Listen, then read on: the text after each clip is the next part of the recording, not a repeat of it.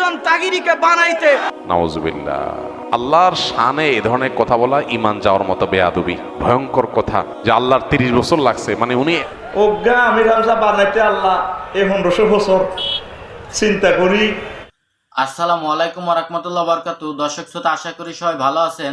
বাংলাদেশের একজন সুন্নি আলেম, তিনি গিয়াসউদ্দিন তাহিরি সাহেবের বানাতে আল্লাহর 30 বছর সময় লেগেছে, এই ধরনের মন্তব্য করেছেন। এবং কি মুফতি আমির হামজা মিজানুর রহমান আজহারিকে বানাতে আল্লাহর 1500 বছর টাইম লেগেছে। আজকে আপনাদেরকে এই ভিডিওতে বিস্তারিত দেখাবো। আপনারা যদি আমার চ্যানেলে নতুন হয়ে থাকেন, অবশ্যই চ্যানেলটি সাবস্ক্রাইব করবেন এবং কি আপনার মূল্যবান মতামত কমেন্ট বক্সে জানিয়ে যাবেন। দর্শক শ্রোতা, কথা না বাড়িয়ে প্রথমে আমরা একটি ভিডিও দেখে আসি মুফতি গিয়াসউদ্দিন তাহিরি সাহেবের নিয়ে তিনি কি বলেছিলেন। একজন তাগিরিকে বানাইতে আমার রবের ম্যাক্সিমাম 30 বছর সময় লাগছে, কথা কোন ঠিক কিনা? দর্শক শ্রোতা, আপনারা দেখেছেন মুফতি গিয়াসউদ্দিন তাহিরি সাহেবের নিয়ে এই বক্তা কি বলেছেন, যে মুফতি গিয়াসউদ্দিন তাহিরি সাহেবের বানাতে আল্লাহ 30 বছর সময় লেগেছে। আসলে তার কথাটা ভুল এবং কি তার কথাটা ইসলামে কোনো যৌক্তিকভাবে মেনে নেওয়া যায় না। তিনি যে কথাটি বলেছেন এটা ইসলামে জায়েজ না। আসলে তার তীব্র নিন্দা জানাচ্ছি। দর্শক শ্রোতা, তবে এই বিষয়টা নিয়ে বাংলাদেশের এক শ্রেণী মানুষের খুব চুলকানি উঠেছে, যারা গিয়াসউদ্দিন তাহিরির বিরুদ্ধে সমালোচনা করছে।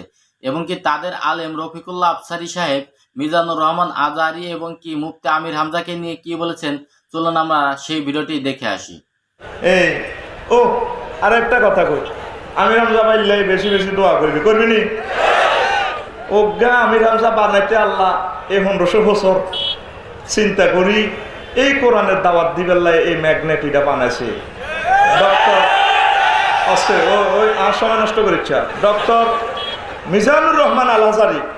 এই 1500 বছর পর আল্লাহ এই মালিয়ান বানাইছে। মালিয়ানের কলজত লবি, মহব্বত করবি, করবি নি?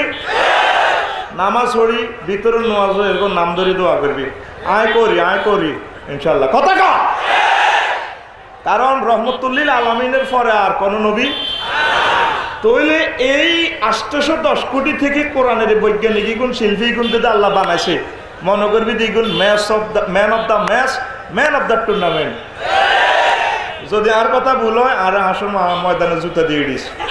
দর্শক শ্রোতা, আপনারা দেখেছেন মুফতি আমির হামজা এবং কি মিজানুর রহমান আজহারিকে বানাতে আল্লাহর 1500 বছর সময় লেগেছে। তিনি বিভ্রান্তকর মন্তব্য দিয়েছেন। এই বিষয়টা নিয়ে কোনো মানুষের চুলকানি ওঠে নাই, তারা প্রতিবাদও করে না। কারণ তাদের পক্ষের আলেম বলেছে দেখে তারা প্রতিবাদ করে না, তারা এটা দেখেও না দেখার ভান করে। কিন্তু মুফতি গিয়াসউদ্দিন তাহিরি সাহেবের বিরুদ্ধে তারা কঠোর অবস্থানে সমালোচনা করছেন। দর্শক শ্রোতা, আহমদুল্লাহ সাহেবও তিনিও ফতোয়া দিয়েছেন। চলুন তার ভিডিওটি আমরা দেখে আসি। নাউজুবিল্লাহ।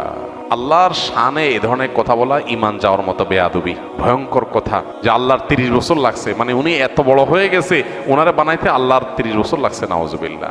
নবীকে সৃষ্টি করতে আল্লাহ তাআলা তো এরকম আলাদা করে এত বছর লাগছে কোনো হাদিসে আমরা জানি না সাল্লাল্লাহু আলাইহি সাল্লাম। সেখানে কোনো বক্তাকে সৃষ্টি করতে লাগবে কেমনে? আর আলাদা আলাদা করে আল্লাহ তাআলা একজন একজন করে সৃষ্টি করেন নাই। আল্লাহ সৃষ্টি করেছেন আদম এবং হাওয়া, তাদের থেকে বাকি সব মানুষ সৃষ্টি করেছেন।